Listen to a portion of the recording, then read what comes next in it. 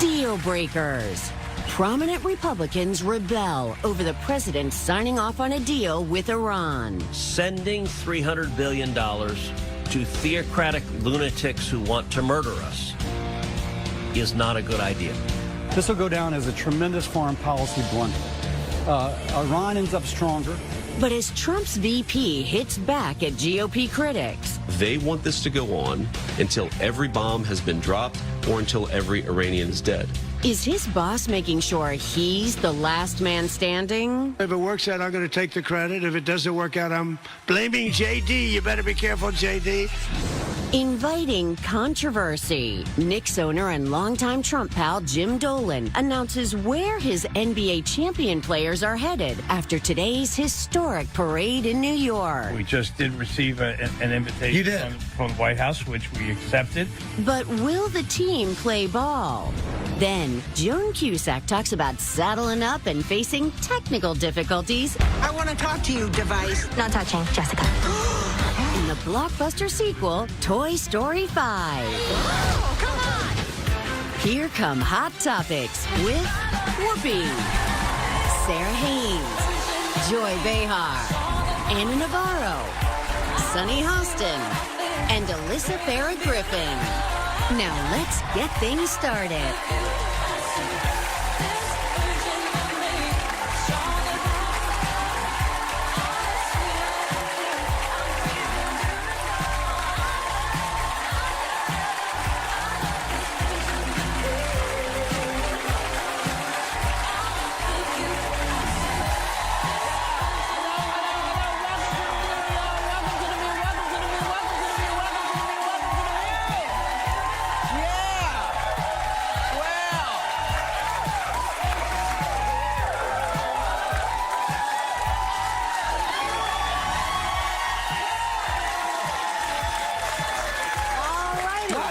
They kind of know y'all like they've met you before. Yeah. It's so great. It's so great. You're giving me Tinkerbell today. Oh, thank you. I'm loving it. I'm loving it. Everybody's very...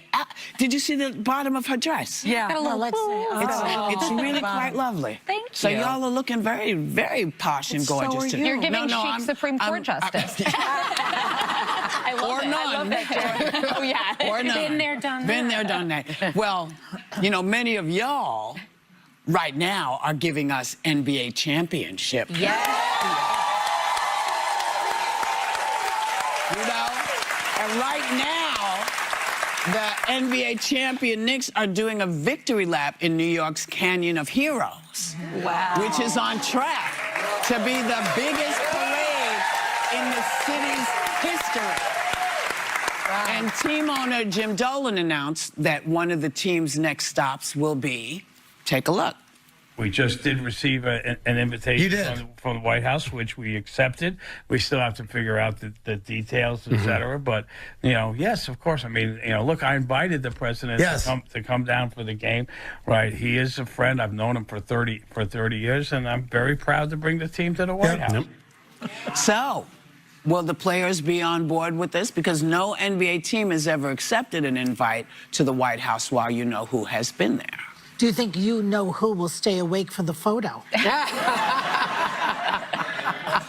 I have a great answer for that, but I can't say it to you. I will tell you later. I think this puts the players in a really precarious position, merely because Jim Dolan is admittedly a good friend of Donald Trump's, and to now put that on the players, your boss, the owner of the team you play for, is extending this offer, accepting this offer. I know you might get people that refuse to go. I just think it's not fair to take any of the flowers and the beauty of this moment and its unity and try to then place it on the players' back. I totally agree. I think it puts the players in such an uncomfortable position because it was honestly the first thing I thought of once they won the championship as a new Knicks fan is I'm like, oh no, they're going to get invited to the White House and there's going to be this political discourse. Should they go? Should they not?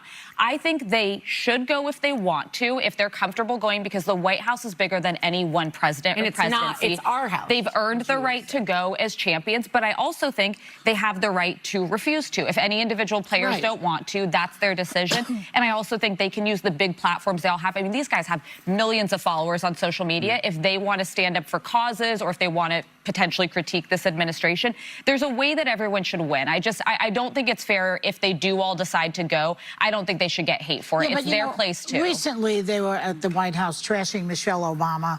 I mean, you know. You mean the UFC? Yeah. It's kind of.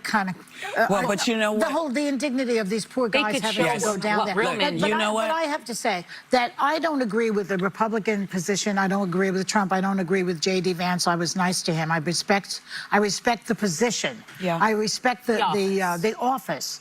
And so I'm feeling two ways about it. Like, yes, maybe you have to respect the White House. You don't have to respect who's in the White House, though. But I think there's a reason why every single, the previous 5 NBA champions crowned during the Trump administration refused to go. I think there's a reason for it, and that's because he politicizes the events that come before him. That's one of the problems. I don't think you can separate Trump from the White House, even though we would like to, because it is the people's house. He doesn't treat it like the people's house. I want them to go. Do you? I want all those black men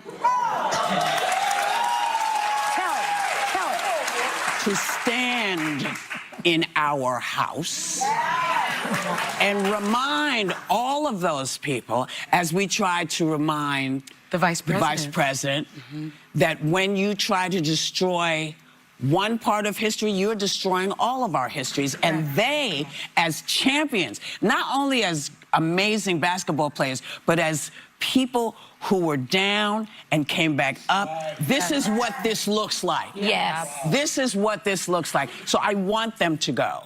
I want them to go, if only so the kids know that nobody can keep you down if you are rising up. That's what I want. I remain very conflicted over it, because I do think it puts a lot of pressure on these players and a lot of pressure on the captain of the team, Jalen Brunson. I think it puts a lot of pressure because Jose Alvarado, the Puerto Rican player, was already approached and asked, you know, will you go to the White House? And he said, I will do whatever my team decides to do. So it's probably going to be a decision that's made between the coach as well as the captain and all of the players. Well, and the contrast matters. What you were saying about showing up there and standing tall. We just had a UFC fighter who said a degrading slur about a former first lady. Right. And why don't you show up and show them what real men look like? Exactly. This team has exemplified that over and over again. And that was what I loved, like, again, as a new fan with Jalen Brunson. This guy is just the epitome of class. He is just somebody that kids can look up to. He's a great role model. That's such a strong juxtaposition, a man like him being at the White House compared to this UFC fight. And he does it, and you're right, he does not have to accept, the team does not have to accept this president. They are showing the world as a winning team. I agree with that. Filled with black men. I can't stop saying it. I can't stop saying it. And Latino men. And Latino men. Because it's important. Because of the way our history, and frankly, not just our history, but women's history and white men's history. I know it sounds crazy, but all of our history is getting tattered and torn to shreds. And it's the same office that President Obama was in. It's the same office they all went when President that John Obama Kennedy was there. It's the same office that a lot of great presidents sat in. Yes. So it's about the office. I agree with you. It has to, for this, and for me, for this moment, it must be about more than him. It's why him being there didn't matter. Him being at the game didn't matter. No. He put some bad juju on that game. He did. That was the only day they lost. That's the only game they lost. The only game. Everything he touches dies. Name of a book. Sounds like me with the house. I can't even say anything because it would still be wrong for me to say. I'll tell you all the stuff I was going to say. But before we go, let's take one more look at the Knicks celebration in New York City.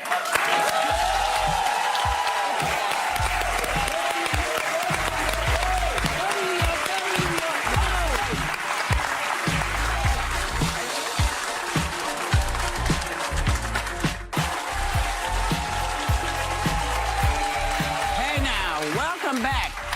So the more details that come to light about the deal you know who signed with Iran, the more prominent Republicans hate it.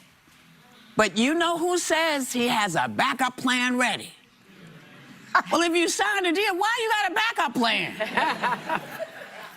Let me shut up and just say, take a look at the clip. You send the vice president. If it works out, great, you look like a genius for sending him. And if it doesn't work out, it's the vice president. I like that idea, sure. What? This way, if it works out, I'm going to take the credit. If it doesn't work out, I'm blaming JD. You better be careful, JD. The details that I've seen so far look awful. This will go down as a tremendous foreign policy blunder. Iran ends up stronger. This really improves their economy. It doesn't give us assurances that they don't have a nuclear program that they're going to try to rebuild. Sending $300 billion to theocratic lunatics who want to murder us is not a good idea. Well, maybe I'm crazy, but I think they owe Obama an apology. Yeah. Because, I mean, this new deal is much like Obama's. It eases sanctions on Iran in return for concessions. The difference is Obama's deal centered on Iran's nuclear program. That is absent in this deal. Remember what he said? They can't have a... There's no provision. Right. In fact, you know whose deal also includes that $300 billion that Obama's deal did not include. And nobody died. Yeah. So they owe him an apology. Yeah. In my opinion. Well, Do you have any idea how bad this deal has to be for Republicans to turn on him at this point? Because they will go with whatever he goes for. Yeah. The only person or people who say this good deal are the Iranians. Yeah. Nobody else seems to think it's a good deal. No, we got completely played by the Iranians. And I will echo again, I didn't support Obama's deal. That frees up about $120 billion in frozen assets to the Iranians. But this is $300 billion. And doesn't it also give them their assets back as well? It unfreezes And yet they assets. say they can't afford cancer research for children. But by the way, but to put this in context, the entire economy of Iran, their GDP is about $300 billion. So we're basically doubling the net worth of Iran, who I love the people of Iran. One of my best friends is Iranian.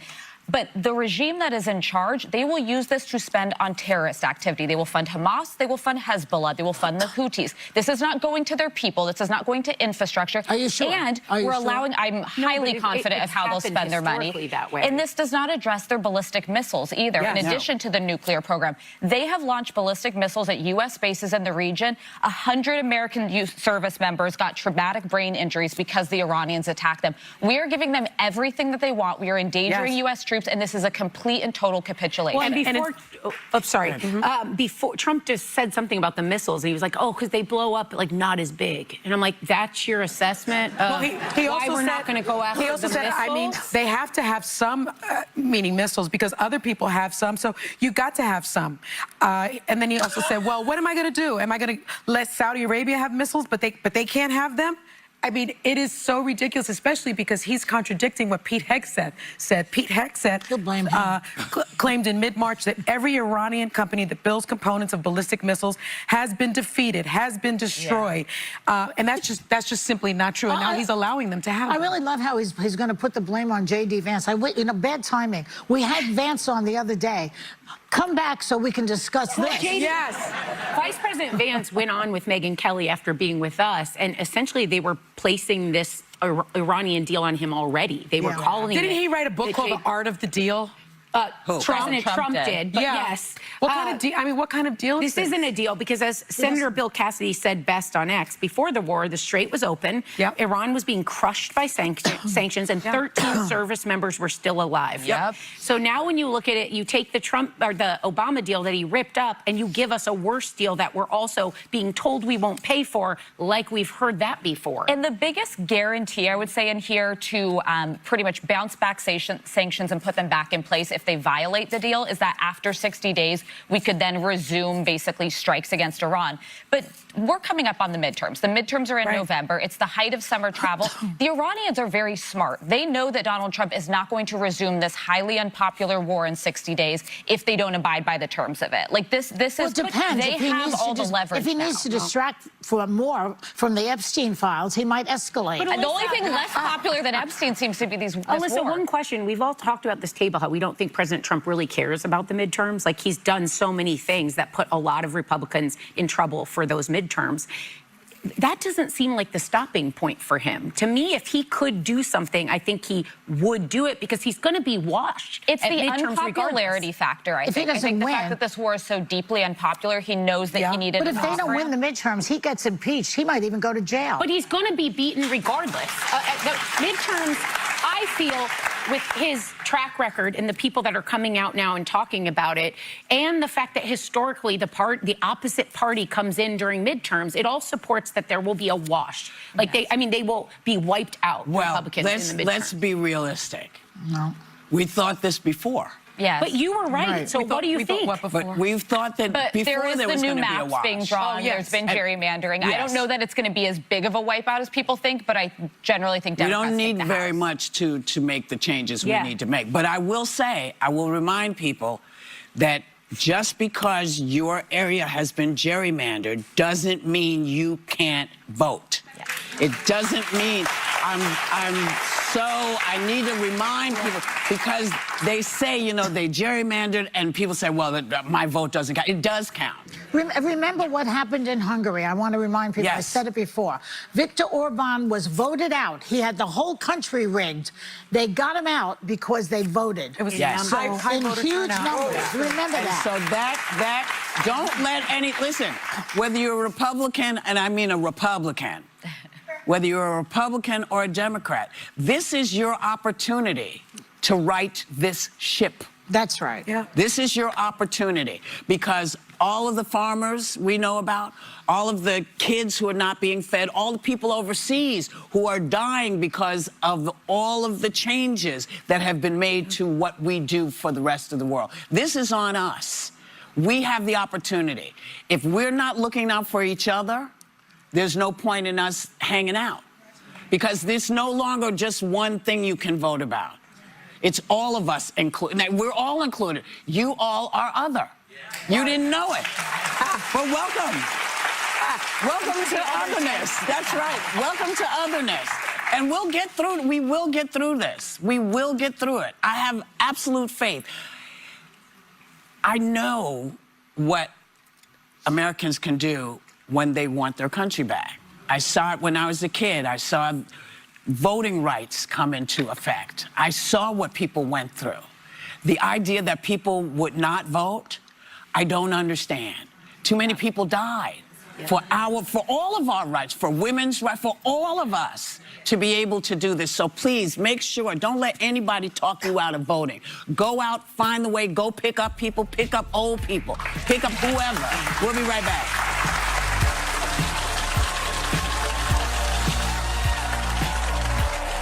Welcome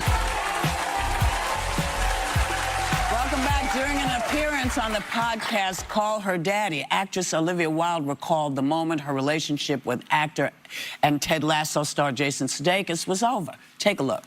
Jason and I had been having a rough time of it for a while. Like we had a real bumpy ride, and we were driving home from my birthday party my friends had, and I said, "Did you give me a birthday present?" And he said, "What would I get you, Olivia? I don't know you." And he wasn't wrong. We didn't know each other anymore. Oh. Apparently they were together almost 10 years at that point. I mean, the question is there any coming back from that? No, well, they were estranged. No, they were engaged for 7 years. I think if you're engaged for 7 years, you may not be growing together. You may be growing apart. Wait a second. They didn't lost your joy. I met the guy in '82. I married him in 2011. That is true. Actually, I hadn't thought of that. I know you wanted to be sure. That is true.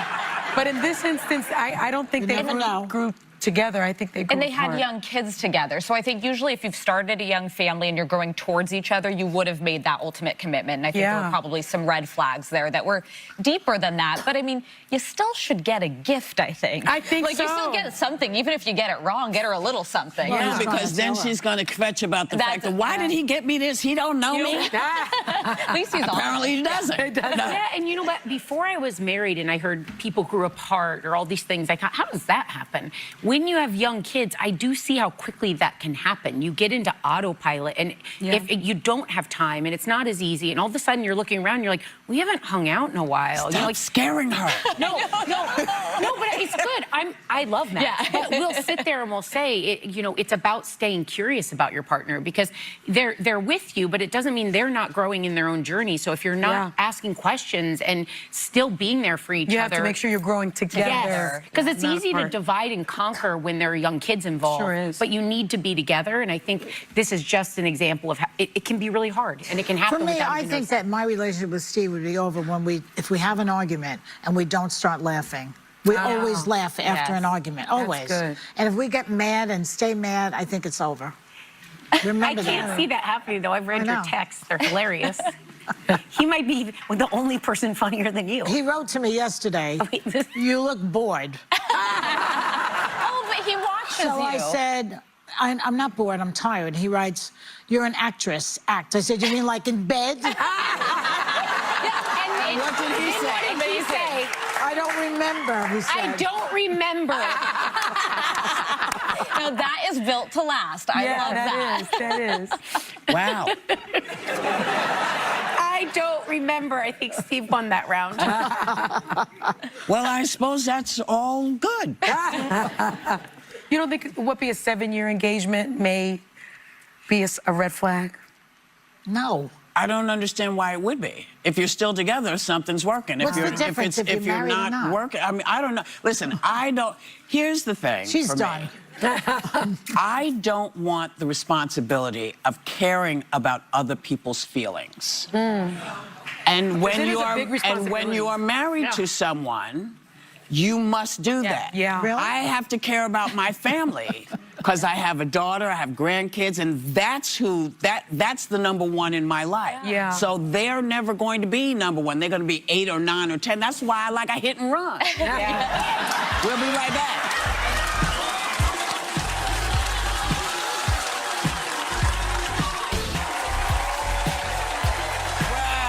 Welcome back. So apparently, soccer fans are flying in from all over the globe to see the World Cup here in America. It started a TikTok trend for single people who think it's opening up a whole new dating pool. Yeah, baby. Take a look. If the World Cup is in your city, why are you trying to date someone from your city? You're walking around and someone who doesn't even speak English with a good-ass jersey, like, it's giving hostile vibes. It's giving, I'm here for a good time, not a long time. It's giving, I met your dad in FIFA World Cup 2026. It's a hookup, then it's a marriage. In one breath. Yes. Well, I mean, it used to be you would think, oh, yeah, they're only here for a little while. Maybe they will be, maybe they won't be. You don't know. Well, you better don't date know. them before they get deported. Well, that's the point. In this country, You don't, because the visa, they say the second your visa's up, somebody's knocking on your That's hotel right. door. Talk about true. you got to go. Hello, this it's country. ice. Yeah. I don't know. I think it's kind of a smart strategy, though. You've got all these hot foreign men walking around. There are more men than women coming in for the World Cup. You don't have to buy a plane ticket to meet someone from another country. Yeah. I think it's a very smart strategy. When I was in France a couple of weeks ago, they were gorgeous men. I took their pictures. Yeah. All these gorgeous waiters. I mean, can I take your picture? And they were like, yeah, baby. They love it. They love it, but they were cute. I think Very the cute. watch parties are smart, because if you're paying the money for the tickets, that's expensive, and therefore everyone that's there invested in that moment, they're not looking side to side at the hotties. Yeah. Like they're watching a game. The watch party, That's where you meet people them. walked It's in good. knowingly for some entertainment, some drinks. And you're meeting in person, not online. over a shared interest. And we or always a say- faked shared interest. Just pretend. Goal, touchdown, By the way, whatever. here's what you have to say. Comprame una copa, big boy. I don't even know what that means. Buy me a drink. But we always say that you have to be deliberate with dating and treat it like a job if you want to meet a partner. And I used to say to a girlfriend of mine who would never go out, I said, someone's not going to break into your house and date you. Yeah. Like, you've got to go, you've got to be deliberate. Don't date them if they break in. And the other thing is you have to position yourself where you want to meet. Like, if you want a guy with money, don't go to a social work function like I did. Go to Wall Street. Okay? Pick the area what you want. And but there's no guarantee. There's no guarantee. Listen, meet him where you meet him. Make sure, though, when you meet somebody, and I say this and they always laugh, you know what they smell like. It's important to know. Yes, because, you know. And what if they don't smell good, but they're really cute? Listen, I'm sorry, there's not enough cute in the world. There's not enough cute in the world to make me date you if you stay. We'll be right back.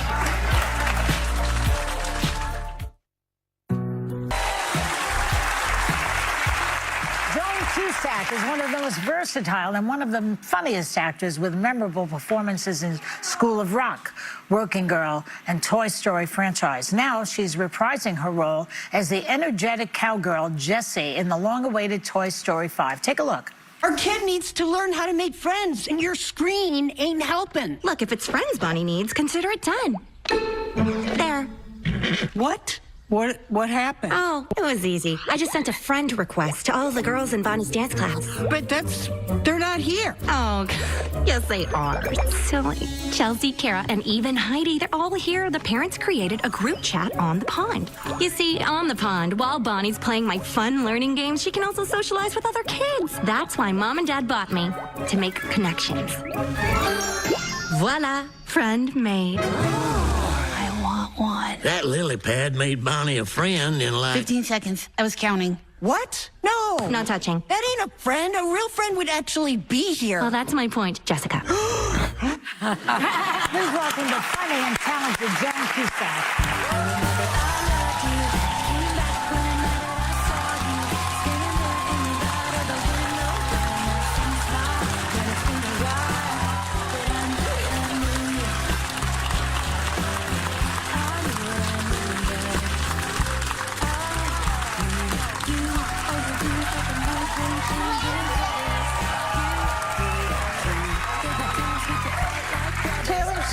Yes, you're walking out to I Knew It, which is Taylor Swift's new song that she made specifically for Toy Story 5. Yes. And she's full of praise for this movie and for you, as she should be. Oh. And then she said that you did an extraordinary job, and you two were chit-chatting on the red carpet. Tell us what you were talking about. Oh, my God. I was like, how did you write that song? It was so perfect. Yeah.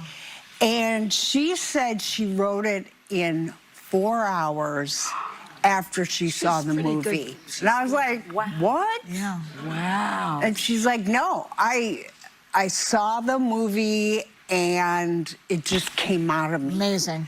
Wow. And she called her friend who's a music producer, and they did it in like 4 hours, right after she saw the movie. When you got it, you got it.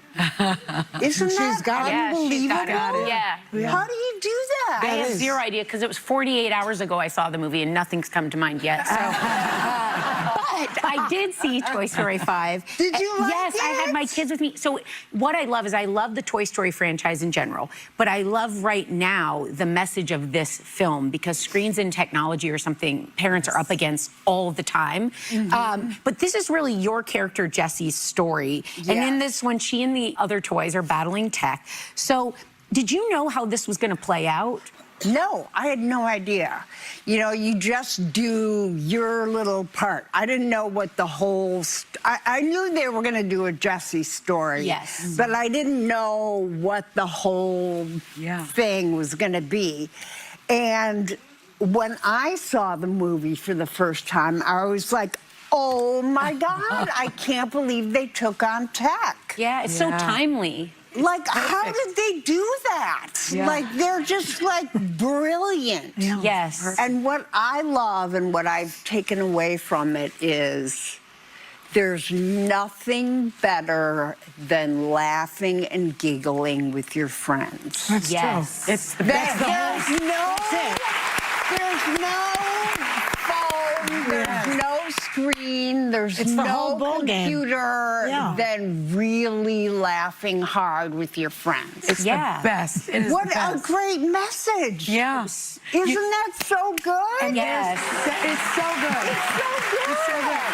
And now, there are other friends that we have, like our animal friends, our fur friends, and you brought us a picture of your dog, Frank. I had to. And Frank is huge. I am also. I put him with Jesse. He's beautiful. He's my gosh. He's massive. He's a St. Bernard. He's a St. Bernard. And what's the other mix? Something else, isn't it? No. He's just a St. Bernard. He's a St. Bernard. But Never I saw him. also have. Isn't he huge? He's huge. He's as big as But you. he's so sweet. Oh, I He's believe like, that. The big ones are the sweetest ones. I have two Newfoundlands. They're 150 Oh my pounds God, each. you're They look kidding. just like that, and it is wonderful. Isn't it so good? It's They just so good. follow you around. Yes. And they just gotta make sure you're okay. They do. And they're just so sweet. Is he a Toy Story fan? Of course he is. Of course he is. He does not like TV that much. Like he'll get on the bed and watch TV, and then he gets hot, and then he goes someplace else. They do get hot, the big dogs. Yes. Let me ask you this. So the Toy Story movies are so well done, as you mentioned. We forget that the cast never really works together at the same time. I don't know if you all know that. Yeah. So it's easy to imagine the dialogue on the page, but how do you guys do all the other stuff when you're not even in the same room together? Isn't it unbelievable? It's unbelievable to me. So Andrew Stanton and Kenna Harris are the directors. And, you know, it's basically what is also very cool about it is Pixar's a tech company. Oh, that's true. You know, they're a tech company first, but they will not do a movie unless the characters are great. They won't do it unless they have something to really say artistically and creatively. And I think that's a great merger of tech and humanity, too. You know, that's their whole mission. So it took them 7 years to do this movie. Really? Wow. 7 years. Wow. To think about it and think it through and think about what exactly they wanted to say and how they were going to deal with tech and how they were going to deal with all these issues. Isn't it amazing that Taylor Swift, 5 minutes, she came up with a song, and they took 7 years. You're right. They should have brought her on sooner. Right. Seriously, can you believe she can do that? That's unbelievable. Let's talk about you, because you started acting when you were a teenager. Yeah. I remember. Yeah. And you've been in so many incredible, beloved movies. Two of my faves are in there. Really? Well, Broadcast News. And Working Girl. Working Girl. Working Girl. Oh my God. 16 Candles. Working Girl. There you are. And William Hurt, who is so handsome. Oh, I know. Oh my God. And In and Out. Well, I understand In and Out, that was almost 30 years ago. Someone told me that was your fave. Is it your favorite? Well, my In and Out was my favorite because I found out I was pregnant with my son when I was doing it, and I had to wear this wedding dress forever. And it was a big scene. Yeah, there we go. Yeah. I had to lay on the ground. Right? Okay? It's 20 degrees outside. Oh my God. Oh my gosh. And I could care less. I was so happy. Yeah. You know, I was like, whatever. I'll do whatever. And he came out okay, right? Literally. He came out great. But the makeup artist said he's going to have doilies on his belly because they kept having to let the dress out. Anyway. And Anyway, it's great to see you. Lovely to see you. Keep working. It's so nice to be on. Thank you. Our thanks to Joan Cusack in celebration of Toy Story 5, which opens in theaters tomorrow. Members of our studio audience, you're each going home with a limited edition Buzz Lightyear blanket. They're only available in select screenings at Alamo Drafthouse Cinemas. So be sure to see Toy Story 5. We'll be right back.